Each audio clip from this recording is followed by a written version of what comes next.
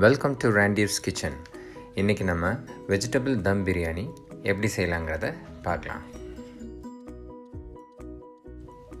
இதுக்கு தேவையான பொருட்கள்: பெரிய வெங்காயம் 2, கேரட் 3, பீன்ஸ் 200 கிராம், பொட்டேட்டோ 2, எல்லாமே சின்ன சின்னதாக கட் பண்ணி வச்சுக்கோங்க.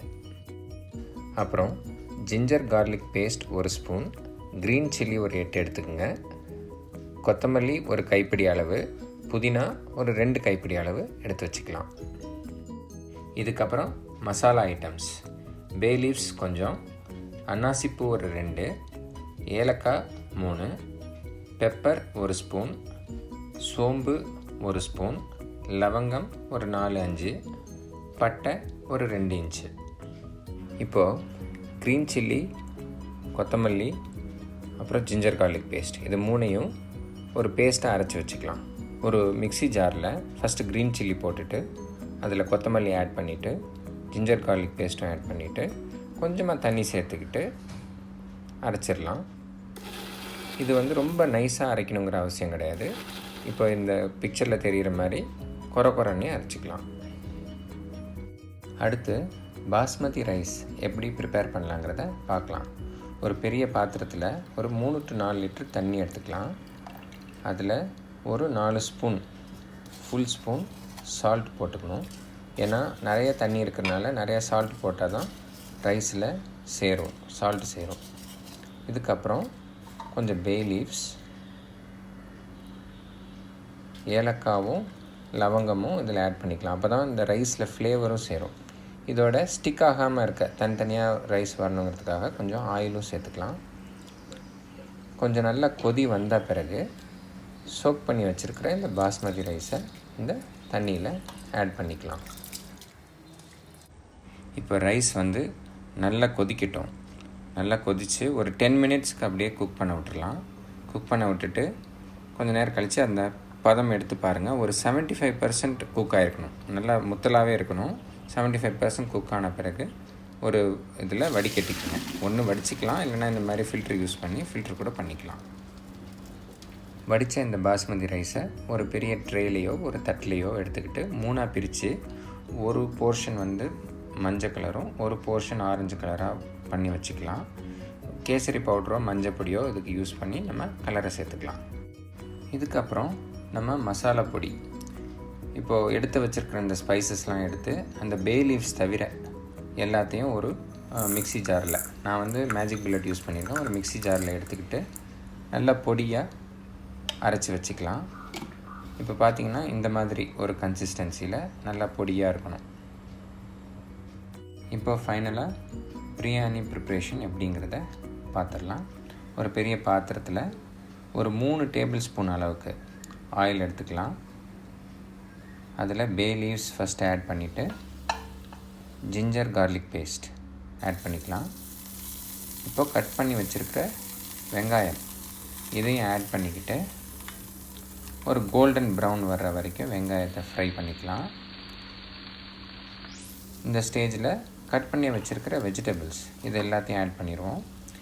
பீன்ஸ் கொஞ்சம் முத்தலாக இருந்ததுன்னா ஃபஸ்ட்டு பீன்ஸ் போட்டு கொஞ்சம் வேக வச்சுட்டு மீதி வெஜிடபிள்ஸ் ஆட் பண்ணுங்கள். அப்புறம் உப்பு நல்லா வெஜிடபிள்ஸில் பிடிக்கணுங்கிறதுக்காக இப்போவே உப்பு சேர்த்துக்கலாம். நல்லா கலந்துக்கிட்டு இந்த 2 கைப்பிடி அளவு புதினா வச்சுருக்கோம் இல்லையா, அதை இப்போது ஆட் பண்ணிக்கலாம். ஆட் பண்ணி அந்த புதினா நல்லா இந்த ஃப்ளேவர் அதில் இறங்கணும், நல்லா வதங்கணும். நல்லா மிக்ஸ் பண்ணிக்கிட்டு அரைச்சி வச்சுருக்கிற க்ரீன் சில்லி, கொத்தமல்லி பேஸ்ட் அதை ஆட் பண்ணிக்கலாம். நல்லா மிக்ஸ் பண்ணிக்கணும்.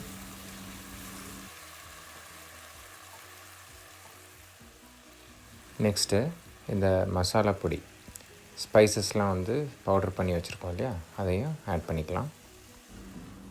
இப்போது இந்த ஸ்டேஜில் ஒரு ஹாஃப் லெமன் ஆட் பண்ணிக்கலாம். இப்போ நமக்கு லெமன் வேணாம் அப்படின்னா தக்காளி கூட ஆட் பண்ணலாம். பட் தக்காளி நம்ம வெங்காயம் ஆட் பண்ணும்போதே அந்த டைம்லே ஆட் பண்ணிடணும். இப்போ ஒரு லெமன் ஆட் பண்ணி கலந்து விட்டுட்டு கொஞ்சம் தண்ணி ஆட் பண்ணிக்கலாம். தண்ணி ஆட் பண்ணிவிட்டு இந்த வெஜிடபிள்ஸ் வேகிறதுக்கும் அந்த மசாலாவோட பச்சை வாசனை போகிறதுக்கும் கொஞ்சம் நேரம் மூடி வச்சு ஒரு 10 மினிட்ஸ் குக் பண்ணிக்கலாம். இப்போது அந்த வெஜிடபிள்ஸும் கிரேவியும் பிரியாணிக்கு ரெடி ஆகிடுச்சு. இதுக்கப்புறம் ஒரு வாணலியில் கீ கொஞ்சம் ஊற்றி, ஒரு 3 ஸ்பூன் கீ ஊற்றி கட் பண்ணி வச்சுருக்கிற வெங்காயம் கொஞ்சம் ஃப்ரை பண்ணி வச்சுக்கலாம். இது பிரியாணிக்கு ஒரு நல்ல ஃப்ளேவர் கொடுக்கும். நல்லா டார்க் ப்ரௌன் வர்ற வரைக்கும் ஃப்ரை பண்ணி தனியாக எடுத்து வச்சிடலாம். இப்போ நம்ம தம் பிரியாணிக்கு ரெடி ஆயாச்சு. ஒரு பெரிய தேக்ஸால், ஒரு பெரிய பாத்திரம், கீழே பேஸ் நல்லா திக்காக இருக்கணும், அந்த மாதிரி பாத்திரம், இல்லைன்னா குக்கர் கூட யூஸ் பண்ணிக்கலாம்.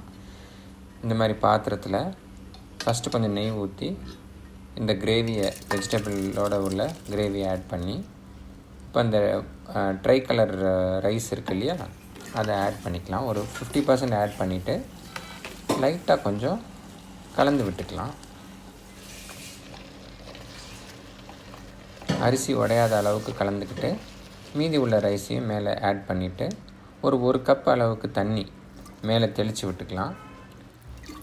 இப்போ மேலே தண்ணி தெளித்த பிறகு கீயில் ஃப்ரை பண்ணி வச்சுருக்கிற அந்த ஆனியன்ஸ் டாப்அப் பண்ணிக்கலாம். இது பிரியாணிக்கு ஒரு நல்ல ஃப்ளேவர் கொடுக்கும். ஆட் பண்ண பிறகு பார்க்குறதுக்கு இப்படி தான் இருக்கும். இந்த ஸ்டேஜ் தம் போடுறதுக்கு ரெடி ஆகிடுச்சு. இப்போது ஒரு மூடி எடுத்து இந்த பாத்திரத்தை மூடி, ஒரு பாத்திரத்தில் சுடு தண்ணி எடுத்து அந்த மூடிக்கு மேலே வச்சிடலாம். இது கீழேயும் மேலேயும் நல்லா ஹீட் கொடுக்கும்.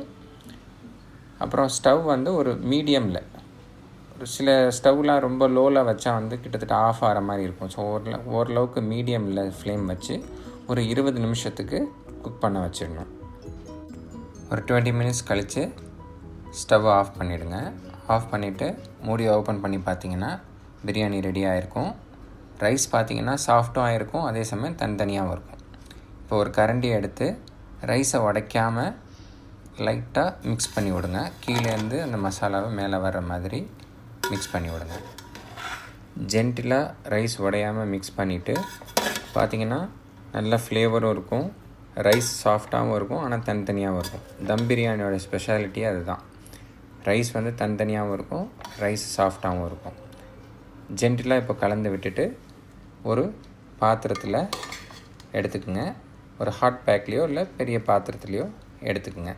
இப்போது சுவையான தம் பிரியாணி ரெடி ஆகிடுச்சு.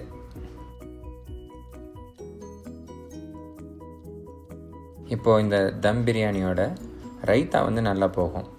ரைத்தா எப்படி பண்ணலான்னா, ஒரு ஆனியன், ஒரு தக்காளி, ஒரு ஹாஃப் குக்கும்பர், பீல் பண்ண குக்கும்பர் ஸ்கொயராக கட் பண்ணிக்கிட்டு, உப்பு சேர்த்துக்கிட்டு, தயிர் சேர்த்துட்டு, கொஞ்சமாக பெருங்காயம் ஆட் பண்ணிங்கன்னா ரைத்தாவும் ரெடி ஆகிடும். இந்த வெஜிடபிள் தம் பிரியாணி ரெசிபி உங்கள் எல்லாருக்கும் ரொம்ப பிடிச்சிருக்குன்னு நினைக்கிறேன். பிடிச்சிருந்தால் லைக் பண்ணுங்கள், ஷேர் பண்ணுங்கள், சப்ஸ்கிரைப் பண்ணுங்கள். இன்னொரு ரெசிபியோட அடுத்த வாரம் உங்களை சந்திக்கிறோம். பை.